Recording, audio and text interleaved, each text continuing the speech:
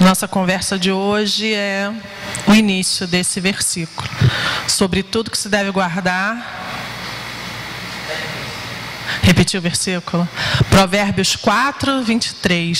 Sobre tudo que se deve guardar, guarda o teu coração, porque dele procedem as fontes da vida. Sobre tudo que se deve guardar, guarda o teu coração, porque dele procedem, em outras versões diz, as saídas da vida. Vamos fechar os nossos olhos mais uma vez. Pai amado, te agradecemos, Deus, porque tudo que tem sido feito aqui hoje tem sido com base na tua palavra. Quero te pedir que esse momento não seja diferente. Tu sabes que eu não sou uma oradora maravilhosa, mas, Deus, a tua palavra fala por si só, Deus. Que seja assim essa manhã, que eu não fale, Senhor, nada que venha de mim, mas como eu sou humana e estou sujeita a falhas, Deus, que se eu falar algo que não é aquilo que o Senhor quer que eu fale, que a tua palavra permaneça no coração dos meus irmãos, porque a tua palavra se basta, a tua palavra se explica, a tua palavra é a vontade do Senhor para a nossa vida, Pai. Mas nós acreditamos na tua misericórdia e na tua graça, sabemos que o Senhor pode usar qualquer um de nós aqui, e eu te peço mais uma vez, Senhor, usa-me, Pai, usa-me para que todos nós possamos crescer um pouquinho mais e aprender um pouco mais da tua vontade para a nossa vida, Senhor, em nome de Jesus, amém. Todos sabem, não sou pregador. Eu lembro que há um tempinho atrás, acho que foi Olavo, ou Moisés, foi Olavo, pediu para si na reunião do louvor mensal se eu poderia trazer uma palavra, e aí ele usou uma frase que depois eu falei, não lembro de ter dito isso, e depois eu lembrei porque ele falou. Ele falou, não, porque você disse que é isso que você sabe fazer. Eu falei, não, é quase isso. Depois eu lembrei, falei, de onde ele tirou isso? Eu disse para ele que isso é que se eu pudesse escolher o ministério para mim, eu escolheria a palavra, porque é o que eu tenho assim verdadeira paixão. Mas daí a dizer que eu prego ou que eu tenho a facilidade, não é o que eu sei fazer. Eu acho que cantar, eu acho que eu sei. Agora a palavra é realmente apaixonante. Quando o pastor André fez esse convite, e eu falei sim novamente, porque tenho aprendido que a gente não precisa ser um grande pregador, não. Porque como nós oramos aqui, a palavra do Senhor se basta. O que a gente tem que ter é um coração entregue. Senhor, está aqui. Se eu não souber falar nenhuma frase, eu vou só entre aspas, né, ler a Bíblia e Deus já vai ter falado tudo. Então, que Deus possa colocar isso no nosso coração a cada dia. O melhor para mim de tudo desse período é que a gente assume uma responsabilidade, o que deveria ser algo espontâneo na nossa vida, de estar sempre orando a Bíblia com muita dedicação naquela sede, Senhor, fala comigo, fala comigo. Eu falei, Senhor, que vergonha, por que eu não faço isso todo dia, né? E o bom da gente ter a responsabilidade de estar ministrando para a igreja é que realmente eu fui com muita sede, com muita vontade. Isso é bom, resgata um pouquinho daquele frescor do amor pela palavra. Mas enfim, assim que eu recebi o convite, o meu pedido foi que eu não falasse uma coisa que eu ache interessante ou que eu já ouvi alguém falar, mas eu queria falar aquilo que o Senhor tem falado comigo. E demorou muito tempo. Na sexta-feira que eu consegui fechar, mudei um monte de coisa, porque a doutora Glaucia até começou a palavra dela falando, eu falei, ixi, minha introdução foi pro lixo. Glória a Deus, porque é o que o Senhor tem falado ao nosso coração. E uma das coisas que a Glaucia falou no início, que eu iria falar, que tem a ver com essa questão do guardar o coração, ela começou falando sobre Maria, que quando Maria teve quando o Senhor se apresentou, o anjo apareceu para Maria, a Bíblia diz que ela guardou aquelas coisas no coração. Então a gente tem que guardar o coração, saber o que a gente vai guardar no nosso coração, para que o sobrenatural de Deus se manifeste nas coisas cotidianas da nossa vida. E aqui como eu disse, eu tirei um pouquinho, porque a Glaucia já falou algumas coisas, então eu vou começar invertendo. Às vezes a gente se preocupa muito eu vou ser uma pessoa muito crente, é necessário, mas eu vou guardar as doutrinas, eu vou fazer, e aí a gente acaba caindo no legalismo. Porque de nada adianta eu guardar doutrinas, dogmas, conhecimentos, se eu não guardar o meu coração. Se o nosso coração não estiver guardado com a palavra de Deus, não estiver guardado de coisas ruins, de pensamentos ruins, de sentimentos ruins, se a gente não fizer como Maria, colocar no coração aquilo que é bom, que é do Senhor e guardar, de nada vai adiantar eu ter um zelo excessivo por guardar a fé, porque eu vou virar um fariseu. Eu preciso realmente guardar o coração, porque a fé vai ser consequência. Por que a gente está falando isso? A gente não tem aqui aquele programinha não, né, Moisés, você não sabe mexer, que o Wesley mexe, né? Então, eu vou pedir perdão a vocês. Quando eu fiz isso, eu realmente fiz esperando que Deus fale pela palavra dele. E eu gosto muito de pegar, porque como eu disse, Bíblia explica a Bíblia. E gosto de mostrar versículos. Tem um monte de versículos. Você não precisa abrir tudo se você não quiser. Eu pensei que a gente fosse ter a projeção, mas amém. Por que eu devo guardar o coração? Mateus 15:19 diz assim. Então a gente vai abrir, então aguarda. Mateus 15, versículo 19. Isso é só uma introdução para a gente ver por que eu tenho que guardar o coração, né? Pela nossa lógica do linguajar crentez, não, eu tenho que guardar a minha fé. Vamos ver por que eu tenho que guardar o coração? Mateus 15:19 diz assim: porque do coração procedem os maus pensamentos, homicídios, adultérios, prostituição, furtos, falsos testemunhos e blasfêmias. E na mesma linha, Jeremias 17:9, eu vou prosseguir depois se você quiser ver. Jeremias 17:9. Ele fala o seguinte: enganoso é o coração, mais do que todas as coisas, e perverso, quem poderá conhecê-lo? Então, por isso que eu comecei a nossa introdução falando isso, que antes de guardar doutrinas e conhecimento, eu preciso guardar o coração.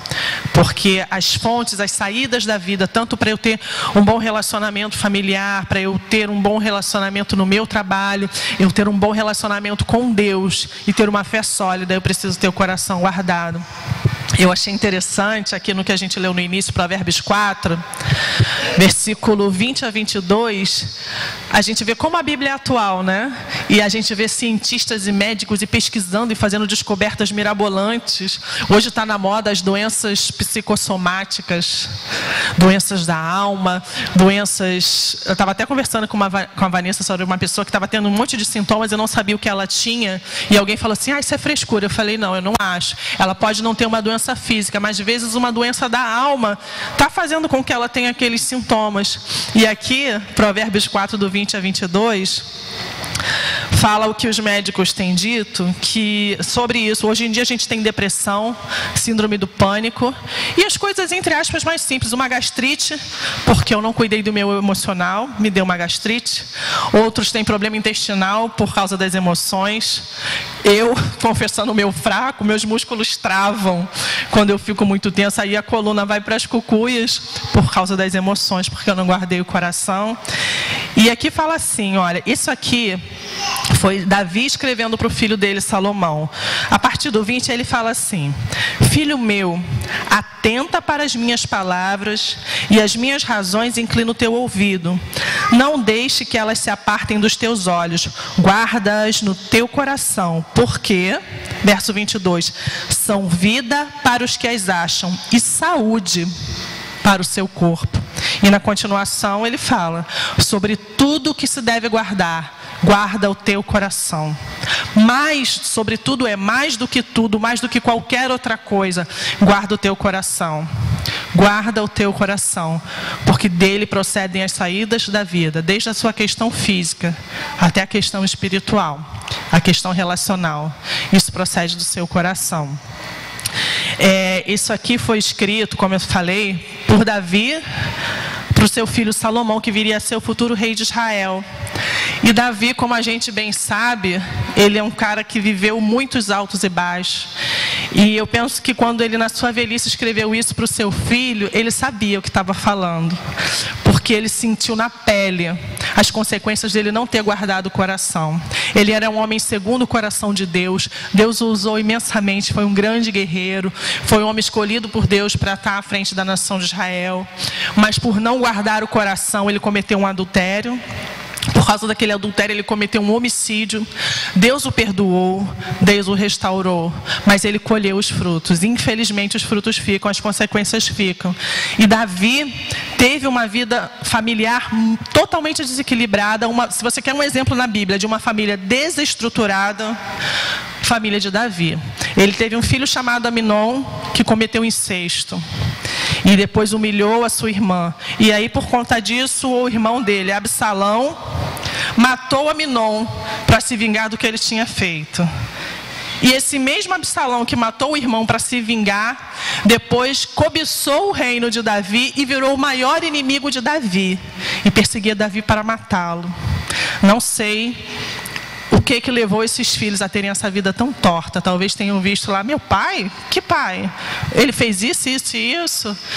E isso aí é conjectura, porque isso a Bíblia não fala. Mas o que a gente vê bem claro é que uma família totalmente desestruturada. Então, temos que guardar o coração. E Davi escreveu isso para Salomão, porque com certeza isso aqui fazia parte da herança dele. Meu filho, eu sei o que eu estou falando. Eu sei o que padeci por não guardar o coração. Então, mais do que qualquer outra coisa que você tiver que guardar, quando você for rei e quando você não estiver ainda no reino, guarda o teu coração. E é uma pena, queridos, porque a gente vê lá no livro de Samuel, a gente vai lendo a história, vai lendo o decorrer da história, e depois a gente vê quando Salomão se torna rei, como Deus age, como Deus faz. E Salomão não guardou esses conselhos, porque Deus o abençoou ricamente, deu a ele sabedoria como nenhum outro rei teve até hoje. E justamente aí que Salomão caiu. Salomão não guardou o coração, se envolveu com mulheres que serviam a outros deuses.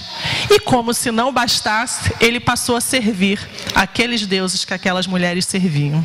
E aí veio a queda dele. Então, é uma pena que ele teve uma preciosidade, podia ter pensado, não, meu pai realmente sofreu muito, eu vou guardar esse conselho. Se Salomão tivesse dado ouvidos a esse conselho, teria sofrido muito menos. E a gente vê na Bíblia vários outros exemplos de pessoas que não guardaram o coração. Saul tinha uma boa intenção no coração, ele venceu um povo, pegou os despojos, Deus falou, queima tudo, não deixa sobrar nem pó. Ele, como muito bonzinho, tem um ditado, eu não gosto muito de ditados, mas um eu acredito que é verdadeiro, que de boa intenção o inferno está cheio. Não é só porque é boa intenção que vem de Deus. Deus já tinha dito para Salomão destruir tudo. E Saul. E ele pegou aquilo que ele achava valioso e levou para presentear o Senhor. Deus falou para ele que não queria nada daquele povo ímpio, daquele povo totalmente contra a vontade de Deus. E ali Saul perdeu o seu reinado. E Saul não guardou o coração também da insegurança, da instabilidade emocional, e passou a perseguir Davi sem nenhuma causa, simplesmente por uma insegurança dele. Ele não guardou o coração. Temos o exemplo de Judas, que não guardou o coração da cobiça. Se ele tivesse talvez guardado o coração da cobiça, ele não teria traído Jesus, não teria se enforcado. Não sei, né? Sara é um exemplo mais brando. Ela duvidou quando o anjo deu a promessa de que eles teriam um filho. Ela riu. E como se não bastasse, ela quis ajudar a Deus. Ela não guardou o coração dela da ansiedade, de tentar traçar os próprios planos. E ela pegou e fez o marido dela deitar com uma outra mulher para ter o filho que Deus tinha prometido que daria para ela. E aí a gente tenta ajudar a Deus. Não, Deus falou que então deixa eu ir assim, assim. Sara não guardou o coração dela da incredulidade, da precipitação, da ansiedade.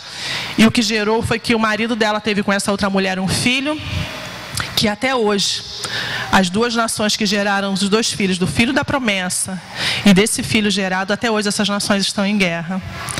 Nós temos vários exemplos. Temos a própria Eva, que não guardou o coração e deu ouvidos à serpente, e deu no que deu. Nós estamos aqui hoje com a semente do pecado, por causa desse pecado. Então, a gente realmente precisa... Estou dando essa introdução grande, porque a fé, ela não acaba da noite para o dia, ela não se esvai de repente. E se a gente não guardar, não vigiar e não guardar o coração, sem que a gente perceba. É um passo após o outro. Eu não dou um pulo para fora da casa do Pai. Eu vou dando um passo e outro passo. E quando eu vejo, quando nós vemos, já estamos tão longe que a gente nem percebe que se foi, não lembra onde errou o caminho, não lembra como voltar. Então, tem uma música infantil que o pastor André não gosta. Algumas pessoas não gostam, mas eu particularmente gosto. Pode me chamar de legalista. Ela fala: cuidado, olhinho, o que vê. Cuidado, mãozinha, o que pega. Algumas pessoas interpretam essa música como um terrorismo, assim: cuidado, Deus vai te pegar. Eu não vejo dessa forma. Eu penso que se nós cantássemos um pouquinho mais essa música, a gente cometeria menos erros. Essa música, ela cantada em português, eu tenho que reconhecer que ela empobrece no sentido. Mas o original dela é americano.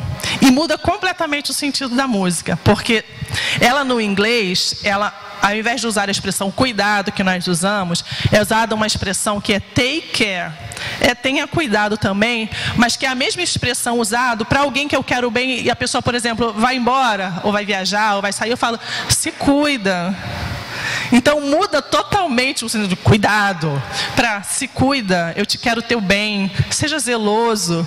E na música em inglês não fala só o Salvador do céu está olhando para você, ela fala: Deus está te olhando com amor. Olha como é que muda o sentido, né? Então seja zeloso, como a palavra de Deus fala em, eu anotei, Timóteo? Não, Tiago 4,16 fala: tem cuidado de ti mesmo e da doutrina. Então, é esse cuidado que eu penso que essa música fala. E eu só estou citando essa música porque tem uma música que eu gosto muito, que é de adulto, que ela é baseada nessa de criança. Quem puder depois acessar YouTube ou algum site de música, é um grupo chamado Casting Crow, e o nome da música é Slow Fade. Slow Fade é um lento esvanecer, é algo que vai se apagando aos poucos. E o clipe dessa música, para mim, ele é muito impactante. Ele começa relatando o desfecho de um problema, é um casal se separando, mas ela começa do final. Só que aí ela vai voltando e mostrando a história, como a história começou. E começa com uma coisinha desse tamanho. E essa música, ela vai alertando o tempo todo. E a grande mensagem dela é: cuidado, ninguém desmorona de repente. E aí, de vez em quando, bota uma criancinha cantando essa música infantil. Cuidado, olhinho que vê. Aí ele vai falando o passo a passo. Então é muito interessante. Então eu fico só com a parte da música infantil no inglês. Seja cuidadoso, seja zeloso. Deus está te olhando com amor. E Ele quer nos direcionar. Vamos ler Hebreus 4 para a gente fechar a introdução.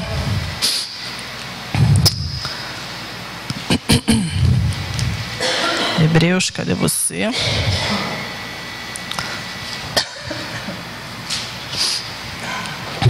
O livro de Hebreus, só para a gente fazer uma pegada rápida aqui, ele é diferente das outras cartas. Ele não foi escrito para uma igreja local, como tem a igreja para Éfeso, Corinto. Ele foi escrito para um povo, que eram os judeus convertidos. Não se sabe o autor, alguns atribuem a Paulo, mas é minoria. Ele é de autor desconhecido. Então ele começa, como era para judeu convertido, começa apresentando Cristo para os judeus, que é até hoje a grande questão deles. Falando que ele no capítulo 1 ele fala que ele é superior aos anjos. Depois no 2 ele fala que ele é sumo sacerdote. No 3 ele vai, no ponto sensível, diz que é superior a Moisés. E aí ele começa a relatar a história de Israel, quando saiu do deserto para ir para a terra prometida. Então, no versículo 4, depois dele já ter falado desse povo, que a gente bem sabe a história, que saiu do Egito para ir para a terra prometida, e ficaram 40 anos porque perderam o foco. Não é porque eles perderam a rota, não. Porque eles não guardaram o coração. Deus tinha uma promessa quando tirou eles do Egito. Estou levando vocês para Canaã. Só que no caminho eles começaram a olhar, como a Glaucia falou semana passada, eles não souberam ser peregrinos. Nós somos peregrinos. Nós saímos, todos nós, do Egito, da escravidão. Estamos rumo à nossa terra prometida. Mas tem um deserto no meio do caminho. E no deserto você tem sofrimento, tem o dia do maná, da bênção, tem as sandálias que não se desgastam, mas tem luta. E esse povo, ao invés de olhar para as coisas boas, preferiu olhar para as ruins e reclamou, e murmurou, e se queixou, e perdeu a fé, chegou ao ponto de criar ídolos. E aí, nesse contexto todo que o autor de Hebreus fala, ele faz o seguinte no versículo 4. Vamos ler até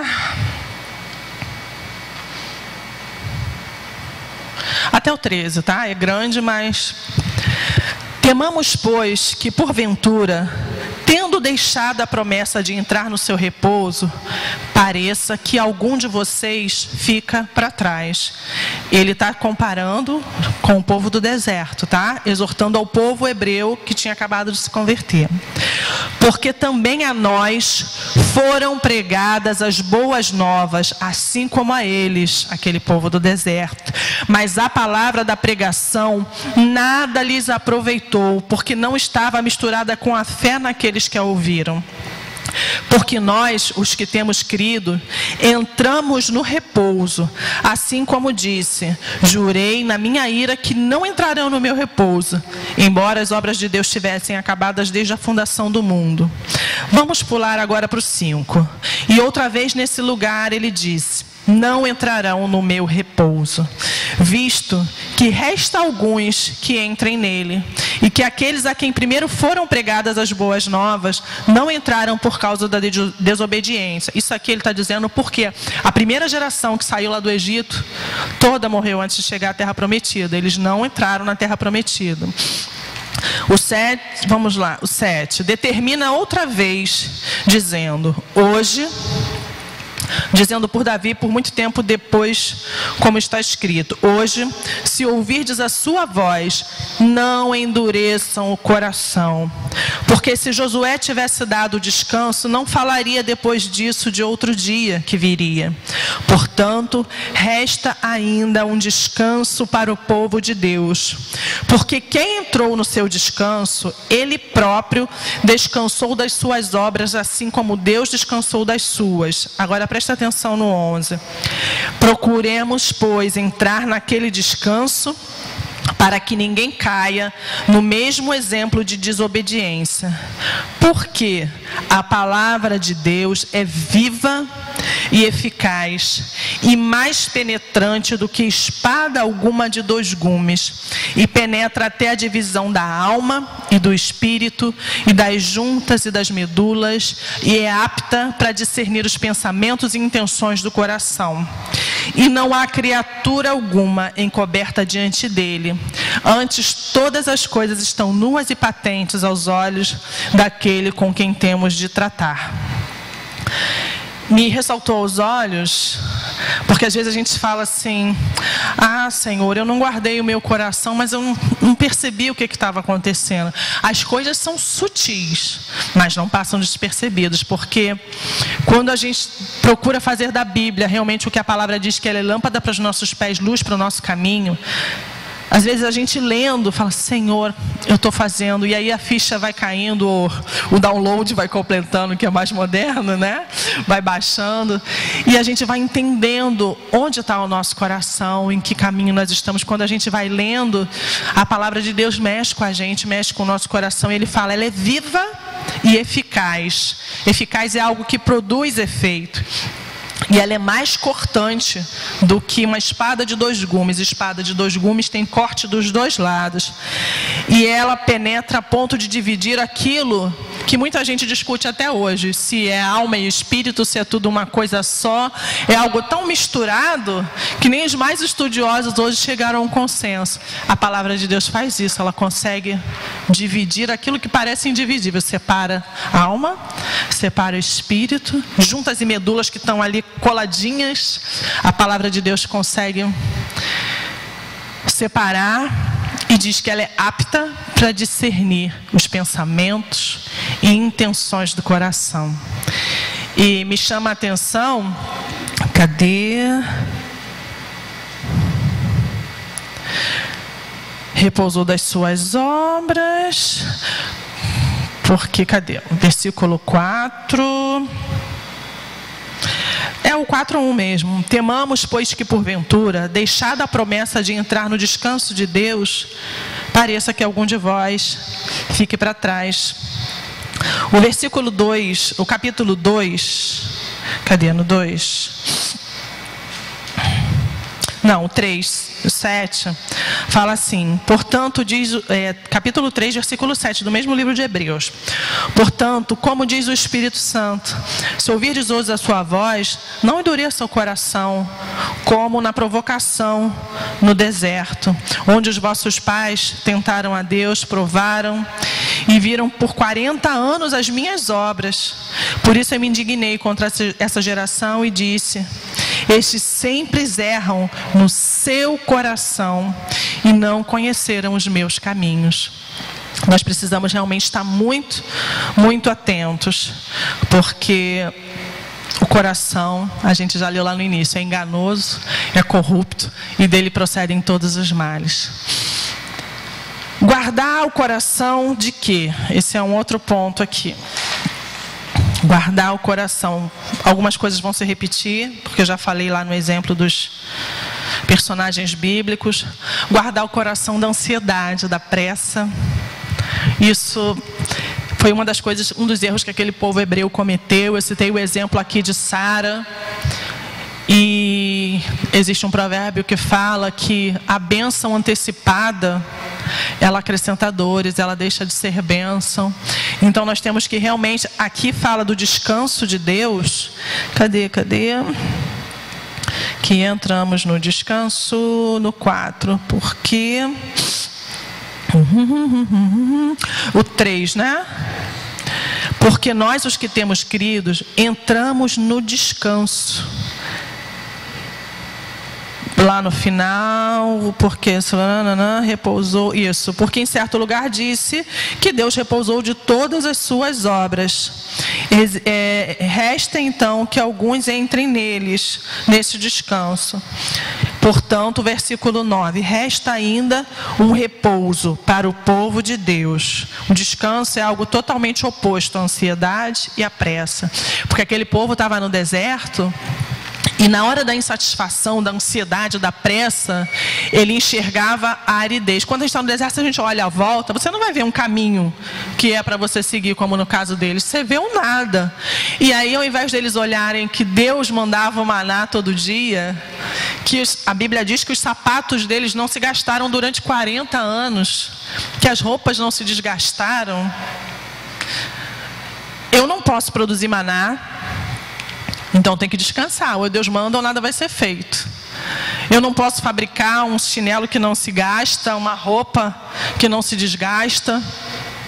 Me resta o descanso, resta um descanso para o povo de Deus. Se Deus nos deu uma promessa, nos resta o descanso e confiar nele.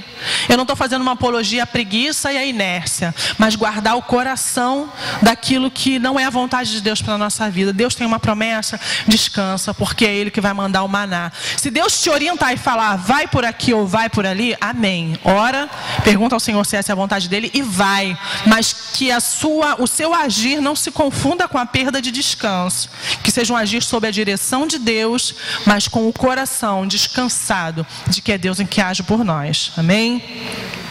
Segundo ponto, que tem muito a ver com esse, guardar o coração das expectativas erradas. E aí é abrangente, né? Vamos ler Provérbios 16, de 1 a 3, e o 9 também. Provérbios 16. A minha Bíblia em Provérbios está toda rabiscada, porque é um livro realmente, como todos os outros, mas é muito atual, tem muito conselho prático. Vamos lá, Provérbios 16, de 1 a 3, e depois a gente pula para o 9. Do homem são as preparações do coração, mas do Senhor é a resposta dos lábios. Todos os caminhos do homem são retos aos seus olhos, mas o Senhor sonda o espírito. Então, versículo 9: confia ao Senhor as tuas obras, e os teus pensamentos serão estabelecidos. O coração do homem planeja o caminho, mas o Senhor lhe dirige os passos. Então, começando pelas expectativas erradas. Porque acontece, muitas das vezes nós temos sonhos e planos e a gente não para perguntar para Deus se aquele sonho e aquele plano é de Deus. Aqui a gente fala que o coração do homem pode fazer planos, mas a resposta certa vem do Senhor. Mas como é que eu vou saber se é do Senhor ou não? Confia ao Senhor as suas obras e os teus pensamentos serão estabelecidos. Não sabe o que é? Senhor, olha só, está aqui. É isso que eu estou planejando para mim. Estou indo por esse caminho. Se não for a tua vontade, me mostra. Porque quando a gente faz isso com o coração sincero, não somente para se dar bem, porque a gente sabe que quando a gente vai na vontade do Senhor, os nossos planos não se frustram. Quando a gente faz isso com o coração sincero, disposto a deixar Deus tirar o que não é a vontade dele, a gente não se frustra. Quando a gente faz os nossos planos e a gente anda pelo próprio caminho, quer seja na vida profissional, nos estudos, vida afetiva, igreja, a gente se frustra. E aí o problema é que quando vem... A frustração faz parte da vida. Mas a questão é que quando a gente insiste numa coisa com uma expectativa errada, de que não é Deus está determinado e eu vou, quando não acontece como nós queremos, a gente às vezes acaba culpando Deus por isso. A gente põe na conta de Deus um problema que é nosso. E às vezes a gente se magoa com Deus, cobra de Deus coisas que Ele nunca nos prometeu. E isso, então nós temos que guardar o coração dessas expectativas erradas. Eu acho que essa é a parte mais fácil em relação a projetos e atitudes. Mas temos que guardar o coração de expectativas erradas em relação a pessoas. Tem hoje alguns pregadores que pregam muito sobre casais, pastor Cláudio Duarte, pastor Josué Gonçalves, que tem abençoado muito a minha vida, e eles insistem muito nisso. No casamento existe muito isso, expectativas erradas. Por exemplo, o camarada casou e reclamou, acho que foi o pastor Cláudio que falou isso, que, pastor, eu não aguento mais aquela mulher, eu saio 5 horas da manhã, ela não levanta para fazer meu café da manhã, ela é uma preguiçosa. A mulher acorda 1 hora depois e vai trabalhar. Ele falou, meu filho, mas por que ela tem que acordar 5 horas da manhã e fazer seu café? Porque a minha mãe fazia. A sua esposa sabe que ela tinha que acordar às 5 da manhã? Você já falou para ela que esse era o desejo do seu coração? Ele, não, mas isso era o óbvio. Não, expectativa errada. Às vezes, Vanessa, vamos dar um exemplo aqui. Eu estou resolvendo alguma coisa com a Vanessa, não comuniquei para a Vanessa que eu quero que ela haja daquele jeito. Vanessa, toda vez que você chegar na igreja, você vai ter que sorrir para mim e me dar um bom dia. Porque senão eu saio dessa igreja. E aí a Vanessa entrou naquele dia, esqueceu uma panela no fogão, entrou correndo e não falou comigo. Fiquei magoada com a Vanessa. Não aguento mais olhar para a cara da Vanessa. A Vanessa nem sabe que eu estava esperando o sorriso dela. Isso é uma expectativa errada. É você cobrar do outro coisas que você não sabe se ele pode te oferecer. No Ministério de Louvor a gente tem tantas personalidades diferentes, tantos comportamentos diferentes. Eu não posso querer cobrar de alguém que seja igual a mim, ou que ele haja de acordo com as expectativas que eu tenho sobre ele. Eu tenho que dar a ele o direito dele ser ele. E eu tenho que amá-lo e acolhê-lo e compreendê-lo, porque nós somos pessoas diferentes. Eu falei da Vanessa entrar correndo, eu lembrei de um episódio engraçado. Desculpem, até que ele não é muito chique de se contar, mas teve uma época que eu fazia evangelismo no hospital. Eu saía do culto da manhã, ia para o hospital e voltava para o ensaio do louvor à noite e ia para o culto. E minha irmã sempre estava nesse caminho, tinha um barzinho lá que o pessoal da igreja antiga lanchava. E aí teve um dia que meu intestino gritou no ônibus, eu desesperada para chegar na igreja com uma dor de barriga horrível. Ai, que muito feio gravar isso, né? Mas foi a verdade. E a minha irmã aquele dia estava conversando com um rapaz que era novo na igreja. E ela lá toda... Minha irmã é muito aberta, muito sorridente, muito falante. E eu cheguei aquele dia transtornada, porque eu queria um banheiro de qualquer jeito. E eu desci o ponto de ônibus, ela na frente, ela veio cheia de amor para dar. Eu falei, depois eu falo com você. E entrei direto para a igreja. E ela depois veio falar comigo, como você fez aquilo comigo? Você fez aquela cara e você passou direto, você não me deu confiança. O rapaz era novo na igreja, ele deve ter achado que você é uma grossa, que eu sou louca, não sei o que. Eu falei, minha irmã, eu estava passando mal. Ela, era isso? E aí virou piada, né? Mas ela é minha irmã e teve liberdade de vir falar comigo e me cobrar. E a gente, às vezes, além de ter expectativa errada sobre o outro, não dá a ele o direito de defesa. De falar, irmão, por que você me olhou torto? Vanessa, por que você não sorriu para mim? E aí, guarda o coração, porque isso afeta não só as nossas relações, os nossos casamentos. Hoje em dia as empresas falam muito sobre inteligência emocional.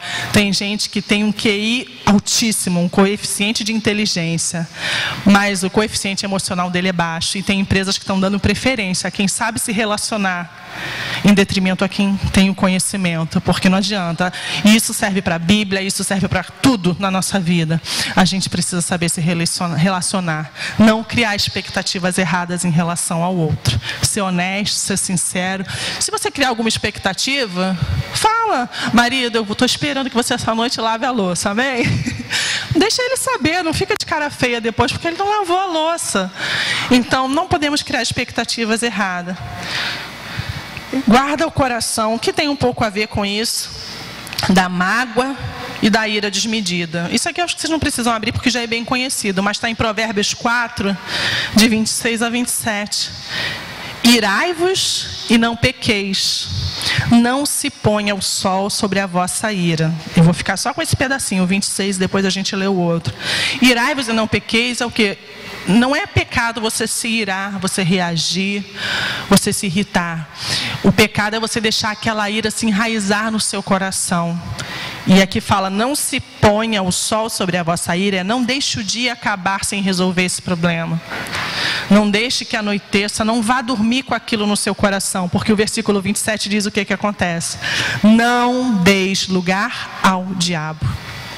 Irai-vos e não pequeis. Provérbios 4, 26 e 27. Não se ponha o sol sobre a vossa ira. Não deis lugar ao diabo. Quando a gente não guarda o coração dessa ira desmedida que se aloja no coração e começa a corroer e minar os nossos relacionamentos, às vezes fruto de uma expectativa errada, a gente está dando lugar ao diabo. Isso tudo vai afetar a sua fé, com certeza, ainda que não seja uma pessoa da igreja. Um coração amargurado é capaz de coisas só Deus não duvida. Guarda o coração da inconstância.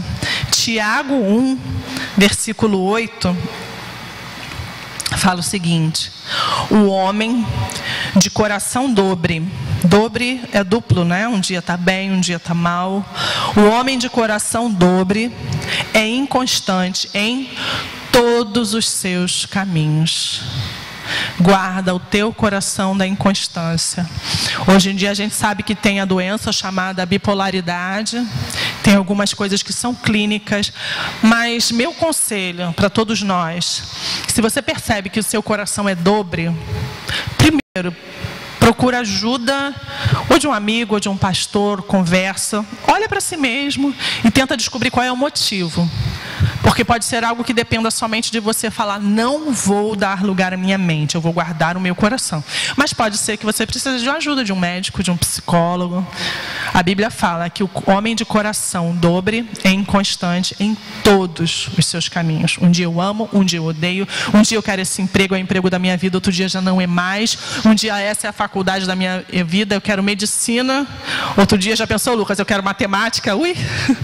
Então, é inconstante em todos os seus caminhos. Vamos guardar o coração da inconstância. Guarda o teu coração das vozes erradas. E vozes erradas podem ser vozes audíveis ou não. Às vezes, aqueles pensamentozinhos que vêm. Um exemplo de voz audível foi Eva lá com a serpente. Eu imagino que naquela época devia ser comum uma cobra falar, né? Porque senão Eva seria louca. Se eu vejo uma cobra falando, eu já ia correr e ia estar longe. Então, o problema não foi ela parar para conversar com uma cobra. Devia ser algo comum, talvez. O problema foi ela dar assunto. Ela viu que o assunto estava indo naquele caminho, questionando a Deus, e a serpente começou sutil. Não é bem assim que Deus disse, não foi assim que ele falou, que você pode comer de toda. E Eva se deixou levar, ao contrário de Jesus. Jesus, quando estava no deserto, ele foi tentado dessa mesma forma. Você é filho de Deus, não tem nada demais, transforma as pedras em pão. O que Jesus fez? Está escrito. E é assim que nós devemos fazer, ter a palavra guardada no meu coração, para quando as vozes erradas vierem, você fala, ops, parou, está escrito. É assim, é assim, é assim. E isso vale para os relacionamentos, isso vale principalmente para a nossa fé. Porque como eu falei lá daquela música, né? A gente vai aos pouquinhos se afastando. E às vezes vem um questionamento que é saudável, que traz crescimento para a fé, mas se a gente não vigiar e aquilo for temperado com uma vozinha errada, esse questionamento pode ir minando a nossa fé. Quando vier um questionamento, não fica com ele remoendo, vai para a palavra e procura a resposta. Se você não achou, procura um bom amigo, um bom conselheiro e acha a resposta. Quantas vezes os casamentos são destruídos, empregos, a gente abre mão, porque a Bíblia fala que com a multidão de conselheiros se faz a guerra. Se eu não sei se aquela voz é certa ou errada, eu vou buscar conselho, mas não em qualquer um, alguém que seja referência. Primeiramente eu vou buscar conselho na palavra, eu vou botar o joelho no chão e vou orar, mas busque conselhos, se livre das vozes erradas, porque infelizmente o diabo não aparece para a gente como a gente acha que ele é, vermelho, com chifre e com tridente na mão. Se fosse assim seria uma bênção, porque a gente ia identificar e ia falar, ops, para trás de mim. Mas às vezes ele aparece com uma vozinha sutil. Que tem demais? Jesus está no deserto com fome, transforma a pedra em pão e come. Que isso, filho? Você não precisa padecer necessidade. Está escrito, não só de pão viverá o homem. Então a gente precisa guardar o coração das vozes erradas. Guardar o coração da tristeza, da desesperança. A gente já leu um pedacinho, mas esse aqui eu queria que você abrisse comigo. Jeremias 17, de 7 a 9. A gente tem um monte de coisa das quais a gente deve guardar o coração, mas eu tentei pontuar algumas que desestruturam mais o nosso dia a dia e que podem mexer sim com a nossa fé. Jeremias 17, de 7 a 9. Bendito o homem que confia no Senhor e cuja esperança é o Senhor, porque ele será como a árvore plantada junto às águas, que estende as suas raízes para o ribeiro e não receia quando vem o calor, mas a sua folha fica verde, e no ano de seca não se cansa nem deixa de dar fruto. Enganoso é o coração mais do que todas as coisas e perverso. Quem o conhecerá? Bendito o varão que confia no Senhor e cuja esperança está no Senhor. Quando a minha esperança é o Senhor, eu choro, eu sofro, mas eu não perco a esperança. Eu tenho a tristeza e a dor, mas ela não pode se transformar em desespero. E muitas das vezes a gente fala assim, não, mas eu sou submissa a Deus, e Deus sabe de todas as coisas. E às vezes a gente está se enganando, jogando poeira para debaixo do tapete. Às vezes a dor está tão grande que a gente está a ponto de dar aquele primeiro passinho para longe, porque aí começa, não consigo mais orar, a palavra de Deus talvez não faça mais sentido, a dor é tão grande. Mas aqui fala que quando a gente tem raízes como essa árvore plantada junto à corrente das águas, e a gente canta o louvor que fala, existe um rio, Senhor, que cura, que traz vida, que está lá em Ezequiel, acho que é 47, é o rio que traz a vida. Aqui fala dessa árvore plantada junto a essas águas, que quando a raiz dela é profunda e chega ao ribeiro, não importa o que está se passando na superfície, quando vem a seca, sua folha continua verde e ela não deixa de dar fruto. Então, no momento de dor, vamos ser honestos com Deus. Senhor, está doendo, está difícil, mas a minha esperança está no Senhor. Me ajuda a guardar o coração, guarda o coração, porque quando a nossa esperança está no Senhor, talvez o emprego se vá, mas Deus permanece. talvez algum sonho, alguma expectativa se vá, mas o Senhor permanece. A minha esperança está no Senhor. Às vezes, o marido, ou o filho, ou um amigo se vão, às vezes por abandono, às vezes pela morte, e a gente sofre tanto, e a fé vai murchando. E realmente, gente, uma das coisas com as quais eu demorei, ou ainda não sei lidar muito bem, é com a morte. Eu até falei isso aqui um dia na oficina, que a Aline me deu uma palavra que alegrou tanto meu coração. Alegrou, não sei se é o termo, mas me deu paz. Que eu falava, Aline, o dia que eu tinha perdido um grande amigo, e aí eu falei, poxa, se eu acredito muito que é Deus quem dá a vida e quem Deus que leva. Não tem essa de, o diabo levou, não. Se aconteceu alguma coisa, foi porque Deus permitiu. Porque lá, Jó, quando o diabo vai lá e fala, Deus, posso tocar em Jó? Deus fala, pode fazer o que você quiser, mas na vida dele você não vai tocar. Ou seja, para tudo, até o diabo tem que ter a permissão de Deus. Então, aí minha questão com a Aline foi, Aline, se a morte é Deus que permite, é Deus que faz, por que a gente, mesmo a gente que ama a Deus e que busca e que está ali todo dia, por que a gente sofre tanto? E isso eu falei num dia realmente de interrogação. Eu falei com ela chorando e ela falou, Margot, porque esse não era o propósito de Deus para a gente. Isso, a morte, é consequência do pecado. O propósito de Deus para a gente é paraíso, é vida eterna. E o pecado fez isso com a gente. As coisas ficam fora do lugar, porque, como diz Paulo, hoje a gente vê tudo como que sombra, mas um dia nós veremos claramente como Ele é, e aí essas coisas já não farão mais sentido. Então, se é a perda da morte, se é qualquer perda que seja, a minha esperança está no Senhor. A minha raiz está lá, profunda no ribeiro de água. Guarda o coração da tristeza e da desesperança, e que nós sejamos agentes disso também para pessoas que sofrem. Às vezes a gente tem a nossa vida regradinha, bonitinha no lugar, mas tem gente aí que está com família desestruturada, que está sofrendo a perda, que precisa de um abraço, que precisa de um carinho, que precisa de mais do que um sopão na rua, né, Vanessa? Que precisa de um acolhimento, que precisa da palavra de Deus. Então, que a gente guarde o coração da tristeza e da desesperança. Guarda o teu coração. Esse foi o último ponto de que devo guardar o coração. O último, mas não está nada aqui por ordem de importância. Guarda o teu coração do egocentrismo. O egocentrismo, ele gera a vaidade, a cobiça, a ira, a mágoa, questionamentos excessivos, porque Deus não responde tudo que a gente quer, Ele não nos dá todas as respostas. E quando eu penso eu às vezes acho até que Deus tem a obrigação de me responder alguma coisa. E o egocentrismo leva a cobiça.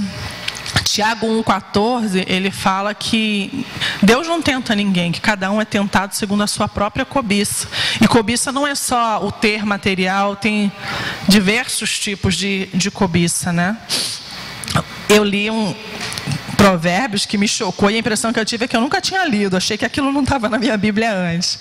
Provérbio 27:20, ele fala assim: como o inferno e a perdição nunca se fartam, assim os olhos do homem nunca se satisfazem. Que coisa, né?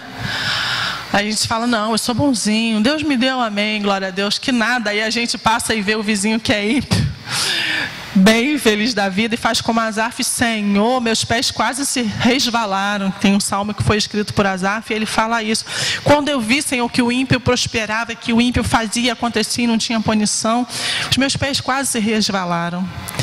E aí ele termina falando: até que eu entrei no santuário do Senhor. E aí tudo muda quando a gente vem para a presença do Senhor. E quando falou aqui de egocentrismo, ele engloba, eu acho que também essa questão de quase tudo que a gente falou aqui. Porque quando eu sou egocêntrico, eu quero que Deus faça do meu jeito, no meu tempo. Aí eu vou para a pressa, para a ansiedade. Quando eu quero que as coisas sejam do meu jeito, eu traço os meus planos e os meus sonhos, e o Senhor que assina embaixo. Eu não levo para Deus falar, é sua vontade ou não. Senhor, assina embaixo, é isso aqui que eu quero. Ou de pessoas, quando eu sou egocêntrico, eu quero que as pessoas ajam do jeito que não me magoe, que não me machuque, que supram todas as minhas expectativas em relação a essa pessoa. Quando eu sou egocêntrico, o meu coração com certeza é inconstante, porque o mundo não gira ao meu redor. E aí um dia eu vou estar feliz e um dia eu vou estar mal, porque as coisas não vão acontecer certinhas todos os dias. E quando o meu coração é egocêntrico, muitas das vezes eu dou ouvido a vozes erradas. E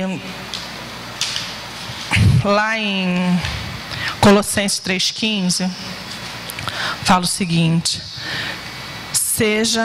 deixa eu abrir aqui, que eu sei de cor, mas para não ter risco de falar nada errado. Filipenses, Colossenses 3,15. A paz de Deus, para a qual também... anotei errado. Foste chamados, dominem vossos corações e sedes agradecidos. Não é esse não. Se alguém lembrar qual é o versículo, fala que a paz de Cristo seja o vosso árbitro. Árbitro é juiz. Então, que em tudo que a gente fizer, que a paz de Cristo seja o nosso juiz. E isso é uma boa dica para a gente se livrar do egocentrismo. Eu vi o pastor Ed René outro dia. Hã? Então eu abri errado. Ué? 3,15. A paz de 15 seja o juiz do seu coração. A minha fala: domine o vosso coração. É a versão, né? Porque eu trouxe uma que tem a letra maior, porque eu sou míope. A versão é diferente daqui que fiz em casa com óculos. Então, que bom. Colossenses 3,15. Seja a paz de Cristo o juiz, o árbitro do seu coração. E aí eu tava... E sede agradecidos. E eu vi uma pregação do pastor Ed René que eu achei engraçado ele falando. Ele falava sobre isso, que a paz de Cristo seja o seu árbitro. Aí você chega para o camarada, ele fala, vamos dar um exemplo, pastor André tomou uma decisão: eu vou pintar a igreja de rosa-choque. Rosa-choque, pastor, mas... Não gostei, isso está errado. Não, mas eu estou em paz. Deus falou comigo, eu estou em paz. E a igreja? Não, a igreja está um reboliço só, ninguém gostou, mas eu estou em paz, Deus falou comigo. Que paz é essa? Ou então eu casada com o Pedro, vendi a casa para comprar um carro. Como? Isso é um absurdo. Não, mas eu estou em paz, Deus falou comigo. Meu marido vai pedir o divórcio, vai me bater. Não, mas eu estou em paz, Deus falou comigo. Que paz é essa, querido? A paz de Deus, o árbitro no nosso coração, é uma paz que vai de acordo com a palavra dele. Não é tipo assim, eu sei o que eu estou fazendo e dane-se o resto do mundo. Então, para a gente fugir do egocentrismo, a gente tem que lembrar disso, que a paz de Deus seja o nosso árbitro, que a gente tenha muito cuidado, porque o egocentrismo, ele nos leva a essa questão de não nos deixar frustrar, como aquele povo no deserto. E isso, o povo reclamou, estava no Egito, era escravo, reclamava com razão? Era. Mas quando vai para aquilo que Deus prometeu, reclama também. Eu não paro um minuto para olhar para aquilo que Deus quer para a minha vida. Eu penso, eu. E essa não é a linguagem do Evangelho. Como o pastor Alexandre falou aqui semana passada na oficina da palavra, é o Pai nosso, é o pão nosso, perdoa as nossas dívidas. A linguagem de Deus, a linguagem do céu é o nosso, para nós, por nós, não eu, para mim. Porque hoje em dia a gente tem pregado um evangelho, a gente não, tem se pregado um evangelho que não permite frustração. A velho jargão que o pastor Alexandre adora citar aqui: pare de sofrer. E aí você vai para Deus e acaba... Não se permite sofrimento. Você dá o dízimo que você vai ficar rico. Não se permite ser frustrado financeiramente. Ou se você não foi curado é porque você não tem fé. Tenha fé que você vai ser curado. Qual é o propósito de Deus? Deus pode? Pode. Mas há momentos em que Ele não faz, em que Ele quer outros caminhos, quer usar o médico ou o remédio para te curar. E a gente não se permite ser frustrado e vai jogando isso na conta de Deus. E vai jogando isso na conta do irmãozinho, que se ele não foi curado, a culpa é dele. Você não pode ser frustrado. Essa é a linguagem do diabo. Me desculpem quem prega desse jeito. Porque o diabo falava isso o tempo todo: Eva, você não precisa ficar frustrado. Você quer a fruta, come. Não tem nada demais. Não foi isso que Deus falou. Sara, Deus falou que quer te dar um filho, você está com pressa? Dá teu jeito, você não precisa ficar frustrado esperando esse filho. Sabe lá quanto tempo Deus vai demorar? Jesus, você está com fome, para que você vai ficar? Você é o filho de Deus. Olha só, você tem que comer o melhor dessa terra. Você é mais do que vencedor, você tem que tomar posse. Transforma essa pedra em pão, Jesus. Está escrito: nem só de pão viverá o homem. Jesus, aqui vamos voltar para Hebreus 4. Hebreus 4, não, acho que aqui é 2. Hebreus 2, que eu não anotei, mas que eu gosto muito. Não é 2, não é 2. Deixa eu ver aqui se eu anotei em algum lugar. Vem cá, Hebreus 4. Hebreus 2. Ah, eu estou olhando 3. É 2:18. 2:17 a 18. Vamos lá. Ele está falando ainda sobre Jesus, apresentando Jesus para aquele povo judeu convertido. Pelo que convinha que em tudo fosse, ele está falando de Jesus, semelhante aos irmãos, para ser misericordioso e fiel sumo sacerdote naquilo que é de Deus, para expiar os pecados do povo, porque naquilo que ele mesmo, sendo tentado, ele padeceu, ele pode socorrer a todos os que são tentados. Ele foi tentado em tudo. A Bíblia diz isso, em tudo. Então eu acredito que é em tudo. Ele, quando Lázaro chorou, quando Lázaro morreu, a Bíblia fala que Jesus chorou. Isso até hoje me intriga. E ele mesmo chegou lá e falou, olha, essa enfermidade não é para a morte, é para que a glória de Deus se manifeste. Mas ele chorou. E se ele chorou é porque ele sentiu tristeza naquele momento. E só sente tristeza quem tem algum questionamento, o lado homem, 100% homem e 100% Deus. Jesus foi frustrado nas emoções, ele chorou.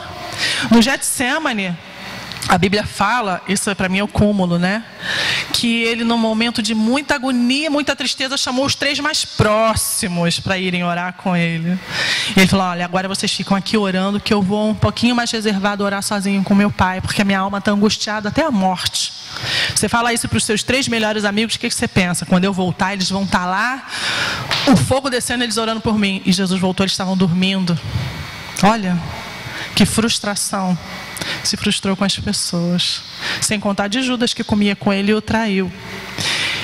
E nesse mesmo Getsemane, fala que foram acho que 3 vezes que ele voltou e eles estavam dormindo. No mesmo Getsemane, Jesus fala, Senhor, eu não estou dando conta. Isso com as minhas palavras, né? Ele só fala, se for possível, afasta de mim esse cálice. Ou seja, está doendo muito, não é isso que eu quero. Se for possível, me libera disso. E sabe qual é a resposta de Deus? Filho, sinto muito. Segue em frente, porque esse é o meu propósito. E louvado seja Deus, que o Jesus 100% homem se permitiu ser frustrado, porque naquela frustração, naquela dor terrível que ele já predizia que ele iria sentir, na frustração dele veio a nossa vitória. E o mal foi derrotado, e o mal foi envergonhado. Então, se Jesus fez um pedido para Deus, e Deus falou, filho, a cruz é o caminho. Por que nós não nos permitimos ser frustrados? Não é uma apologia à derrota, é só guardar o coração do egocentrismo, da expectativa errada. Sobre tudo que se deve guardar, guarda o coração. Lá no final do Hebreus 4, agora eu quero que a gente leia aqui para... A gente vai caminhar agora. Como guardar o coração? O que eu faço então para guardar? Eu boto ele na caixinha, eu arranco ele, eu vou para a clausura.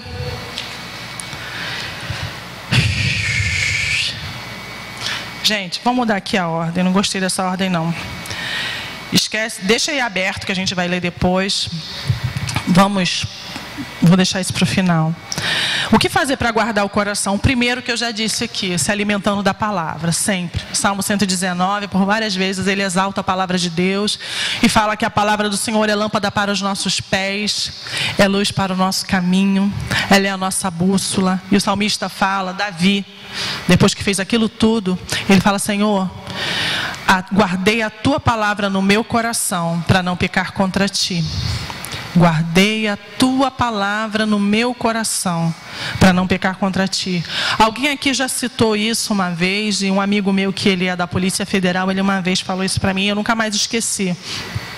Que ele falou que quando eles vão estudar a respeito de notas falsas para reconhecer um dinheiro falso, eles não pegam dinheiro falso e ficam estudando. Eles pegam a nota original e conhecem cada detalhe dela, porque se eles pegarem alguma que passe daquilo, eles vão saber que é falsa. E assim a gente tem que fazer com a palavra de Deus. Essa é a nota original. A gente tem que mergulhar, esmiuçar e conhecer, para que o que passar disso a gente fala, ops, isso não entra no meu coração. Isso eu vou guardar o meu coração contra isso. Por que eu devo fazer isso? Porque, como a gente já leu lá em Hebreus 4:12, ela é viva e eficaz, ela divide aquilo que a gente não consegue discernir, e ela é apta para discernir os pensamentos e intenções do coração. Às vezes a gente nem percebe, mas o nosso coração, que é enganoso, está caminhando por uma coisa, e aí a gente olha. Uma coisa que eu acho, assim, um exemplo, que às vezes parece meio crueldade, na minha adolescência eu achava esquisito, em Provérbio fala que se você ficou por fiador do teu irmão, espero não escandalizar ninguém, mas a Bíblia que fala isso.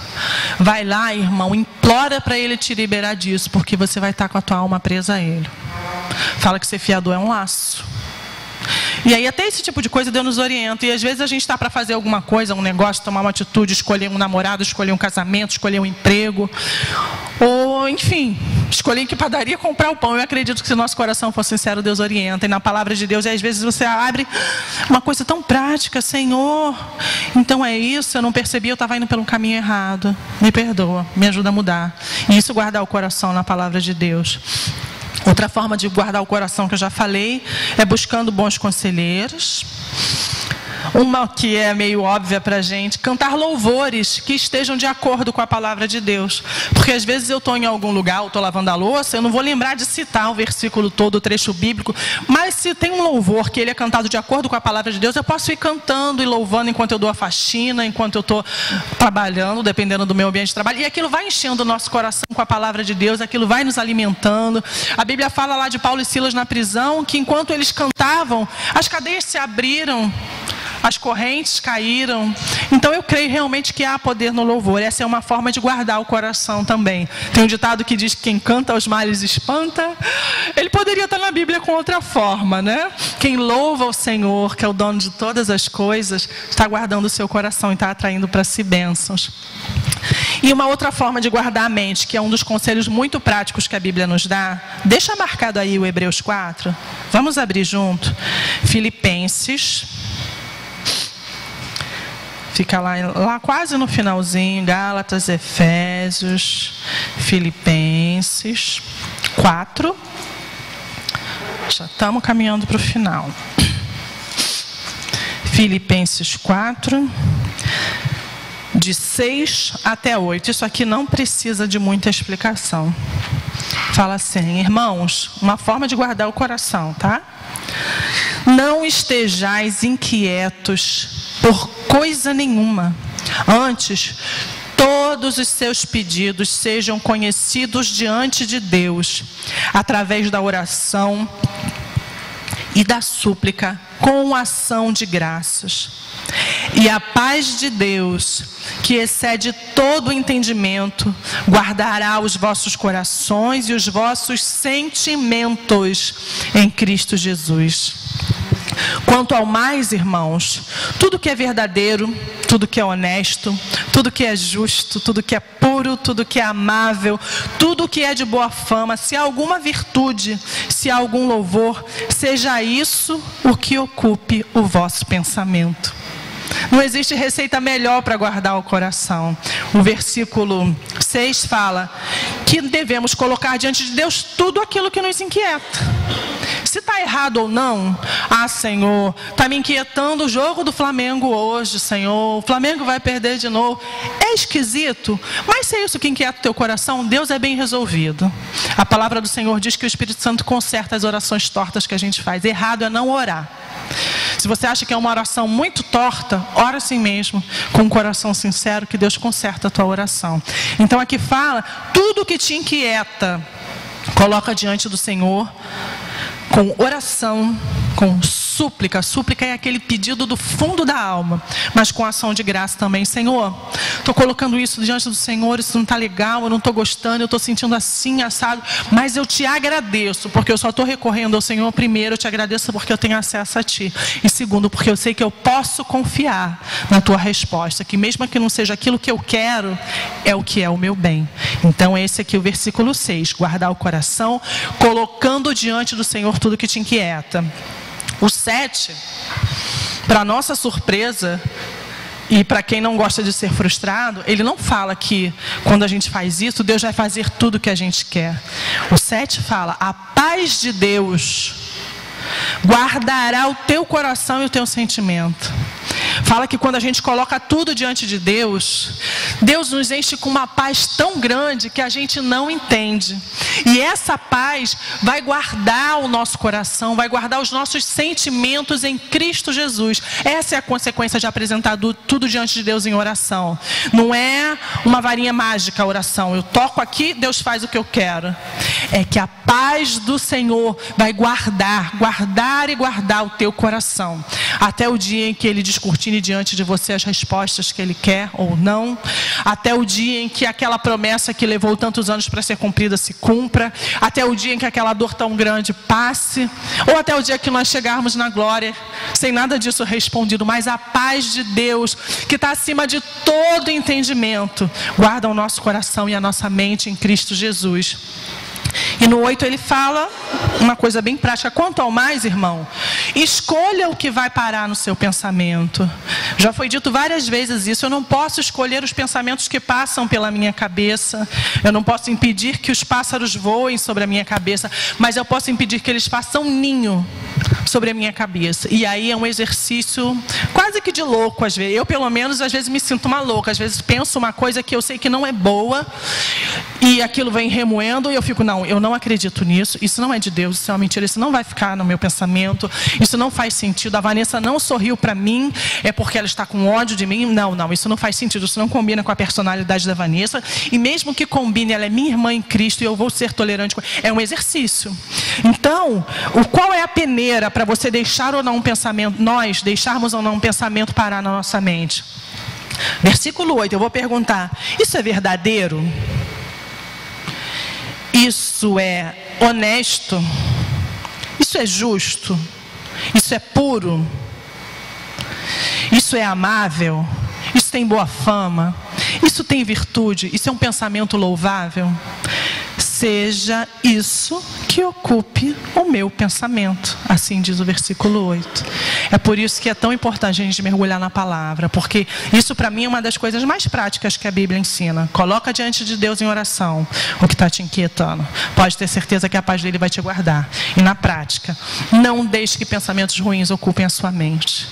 Não deixe. Se você não sabe fazer isso, começou a encher aquele monte de pensamento, liga um louvor. Liga para algum irmão que você sabe que vai ser bênção na sua vida: fulano, vamos falar abobrinha, vamos falar de receita de bolo, vamos num parque. Eu quero tirar esses pensamentos ruins da minha cabeça, porque isso não condizem com Deus. Então, essas são as dicas de guardar o coração. E a principal que a gente já falou aqui: orando. Uma outra forma, uma outra coisa que a gente pode acrescentar na nossa oração, que nos ajuda a guardar o coração, é interceder pelos outros. No livro de Jó, a gente vê o livro todo, Jó passando aquele monte de dificuldade, alguns amigos vindo para cutucar ainda, chutar um cachorro morto, falar para ele que a culpa é dele, que ele devia estar em pecado. E lá no final, Jó questiona. Eu acho estranho, às vezes, algumas pessoas falam que Jó não questionou com Deus, mas Jó questiona muito. Senhor, por que o Senhor faz isso? Senhor, por que faz aquilo? E só que no final, Deus vai: Jó, agora tudo bem, você já falou muito, agora você fica quietinho que eu vou falar e você vai me escutar. E aí Deus vai sabatinando Jó: Jó, onde é que você estava quando eu criei o mundo? Jó, onde é que você estava quando eu firmei as estrelas no céu? Onde você estava quando eu criei você no ventre da sua mãe? Em resumo, você não sabe de nada dessas respostas, você não estava lá, como é que você quer outras respostas? E aí, por fim, a Bíblia fala, Jó fala: Senhor, eu falei de coisas que eu não sabia, questionei coisas que eu não compreendia, mas agora eu sei que o Senhor pode todas as coisas. E a Bíblia fala, isso aqui que eu vou colocar agora, o outro item, que a gente coloca na oração: interceder pelos outros. No livro de Jó fala que Deus mudou a sorte de Jó enquanto ele orava pelos seus amigos. Isso é tremendo, queridos. Que a gente não faça disso uma varinha de condão, de vou orar pelo Gu porque eu sei que Deus vai me abençoar. Não, eu vou orar pelo Gu porque ele é meu irmão em Cristo, porque Jesus deu a vida por ele também. Então, ao invés de eu ficar olhando para os problemas que me incomodam, que me entristecem, que me impedem de guardar o coração, que me fazem tropeçar, seja ele a ira, a tristeza, o sentimento de frustração, seja o que for, eu vou orar pelo meu irmão, eu vou esquecer dos meus problemas. Isso é quase que uma matemática, né? Se eu estou olhando para o outro, eu estou olhando para o André, eu estou olhando para o Wellington, estou olhando para o Edgar, eu estou orando por ele, eu vou esquecendo daquilo que tem a ver comigo, né? Tem um versículo aqui que eu não li, Isaías, mas não precisa abrir não, que tem um pouco a ver com isso. Cadê você, filho? Ele fala que desde a antiguidade não se viu um Deus que trabalha para aqueles que nele esperam. Esse é o nosso Deus, porque enquanto eu vou orando pelo meu irmão, eu estou esperando no Senhor. Senhor, o maná é o Senhor que manda, o Senhor é que faz tudo pela minha vida. Eu vou orar pelo Edgar, eu vou orar pela Maria Helena, eu vou orar pelo meu irmão, porque eles precisam da minha intercessão. E essa é uma forma de guardar o coração. A gente parar de olhar para o eu, meu, é nosso. E aí sabe o que vai acontecer? Além de Deus estar cuidando daquilo que às vezes eu interfiro, e nas coisas que Deus está fazendo, coloco o marido para deitar com a concubina, para antecipar a bênção, ao invés de estar fazendo isso, eu vou ficar muito feliz quando vier a bênção do Edgar, porque eu gerei aquela bênção com ele. E enquanto a minha não vem, eu vou ficar feliz com a bênção do Olavo, eu vou ficar feliz com a bênção da Cris, eu vou participar da vida do meu irmão. Essa é uma forma da gente guardar o coração. Ops, fiz bagunça aqui. Então, guardar o coração intercedendo pelos outros. E por fim, o que eu tinha pedido para a gente abrir, Hebreus 14. Vamos fechar. Eu queria pedir que o Ministério de Louvor, se pudesse vir tomando lugar. Hebreus 4, perdão, não é 14 não, estou falando besteira, é o versículo. Hebreus 4, de 14 a 16, uma outra coisa que devemos incluir na nossa oração. Pedir socorro a Deus, principalmente, queridos, quando a nossa fé fraquejar. Eu falei lá no início daquela música. É sutil e é um passo após o outro, e às vezes a gente sente vergonha de falar para Deus que a fé está fraquejando. Mas se por algum motivo você não está sabendo guardar o coração, ou se você guardou e ainda assim a sua fé está fraquejando, eu e você temos que pedir socorro a Deus sendo totalmente honestos com Ele. Falar, Senhor, por quê? Hebreus 4,14 fala o seguinte, a gente já leu lá no 18 que ele foi tentado. Então ele pode socorrer a todos os que são tentados. Tentação, às vezes a gente atribui muito só à questão sexual, ao vício, ao jogo, mas tem tanto tipo de tentação.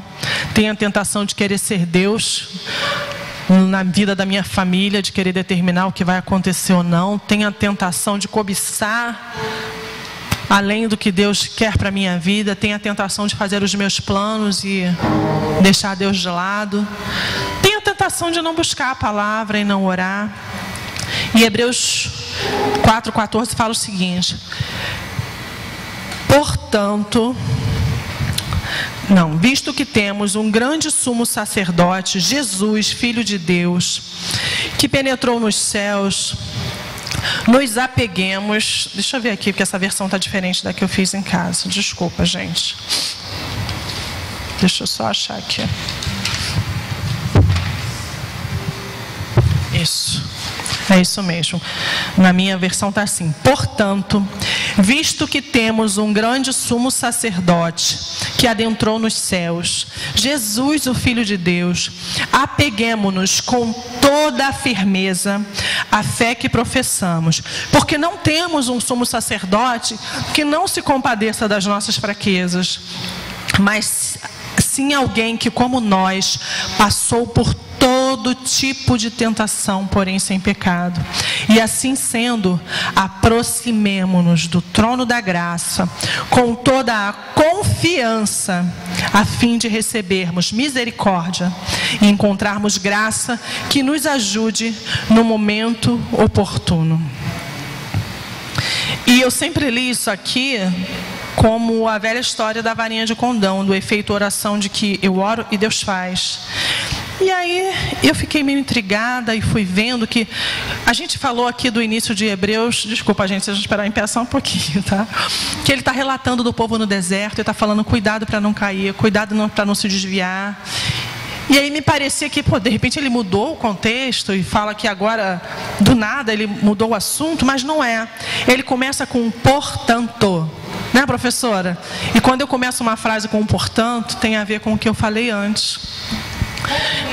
Concluindo, então, depois disso tudo que eu te falei, quando a sua fé ficar igual daquele povo no deserto, isso é um parênteses meu, quando os seus pés começarem a resvalar com aquele povo no deserto, para você não morrer no caminho, para você não cair na desobediência, lembra que você tem um sumo sacerdote e se apegue com toda a firmeza à fé que professamos. Quando a sua fé fraquejar, se apegue com toda a firmeza a ela, porque nós não temos um sumo sacerdote que não se compadeça das nossas fraquezas, mas ele foi tentado por todo tipo de tentação e não pecou. E assim sendo, aproximemo-nos diante do trono da graça com toda a confiança de que ele foi tentado como eu.